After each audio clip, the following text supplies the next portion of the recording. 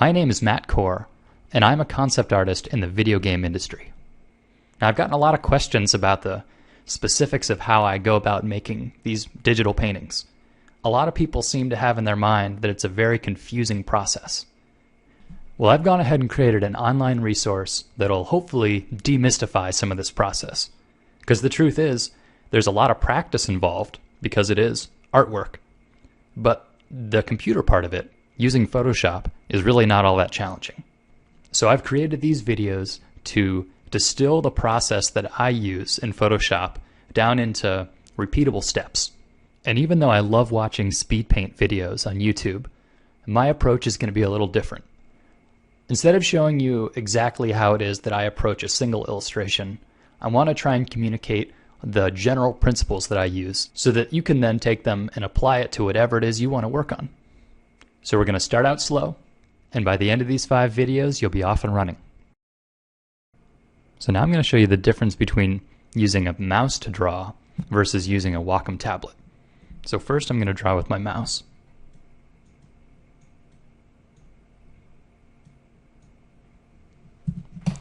And now I'm going to pick up my tablet and I'm going to draw.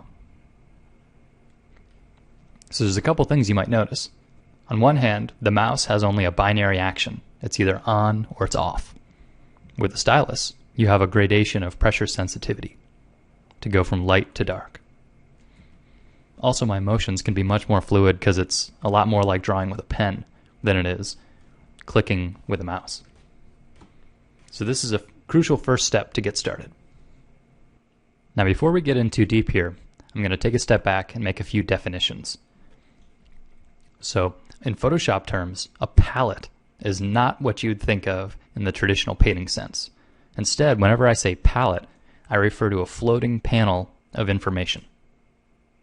When you open the window menu, you can hide or reveal palettes. So this is the layers palette. And at the bottom of the palette, you can see buttons that will create new layers and delete old layers. The vertical palette on the left side of the screen that you see right here is called the Tools palette.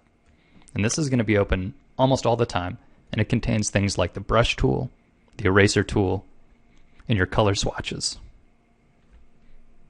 And when you click a tool like the brush tool, the horizontal bar at the top of the screen will change.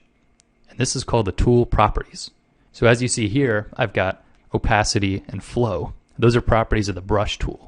If I were to change it to the eraser, I'd have different properties up there.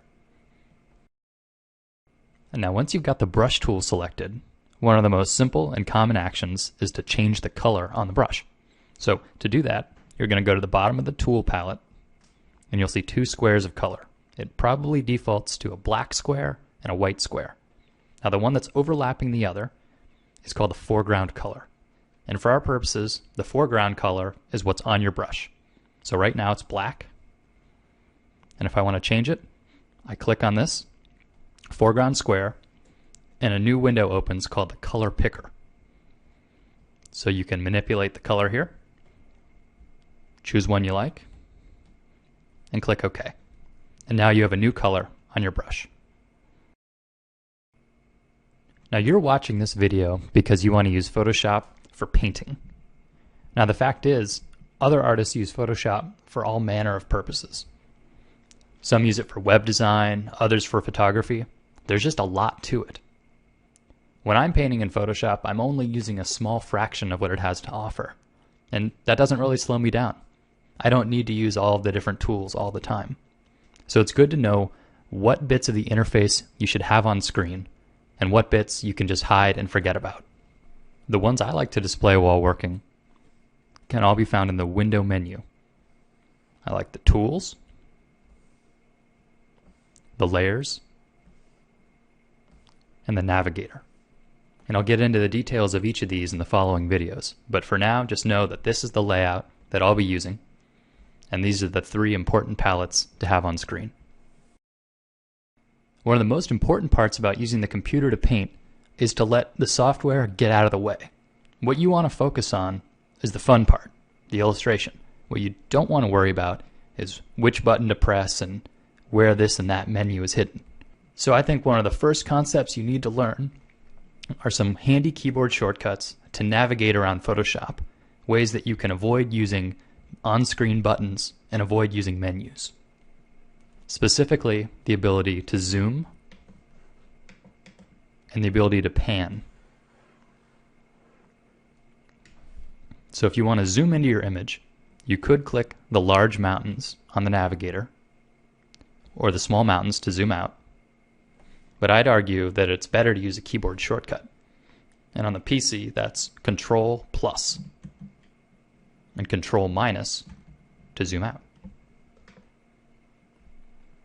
Now when you're zoomed in, no matter what tool you're using at the moment, if you hold down spacebar, your cursor will change into a hand, and then you have the ability to pan your document.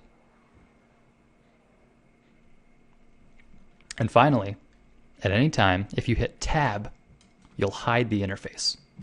And now you can paint full screen.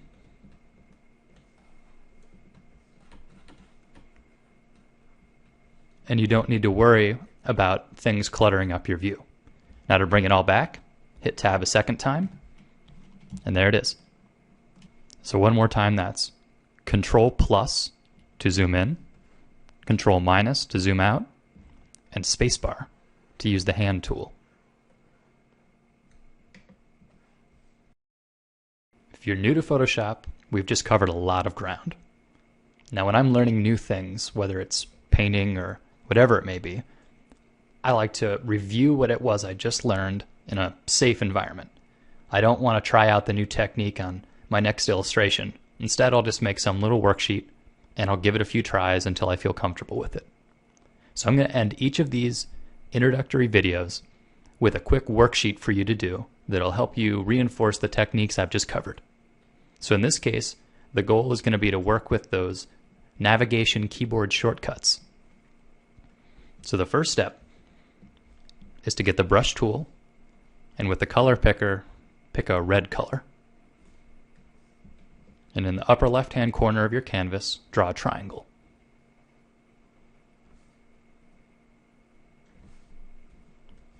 Now switch to blue and draw a rectangle in the bottom lower right-hand corner.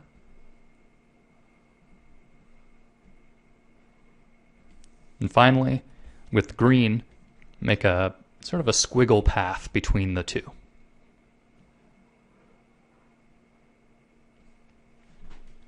Okay, now that you've done that, you're going to hide the interface with the Tab button.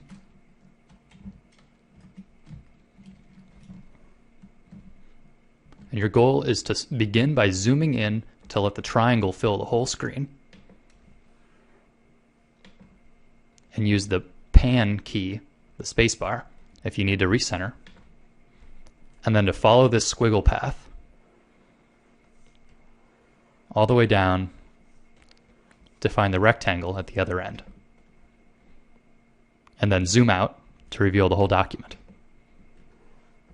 And then try it again. Zoom into the triangle. Follow it along.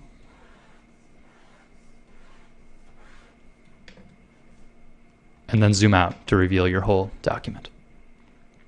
Now this may seem incredibly rudimentary, but believe me, getting really familiar with zoom and pan will make everything else about Photoshop easier.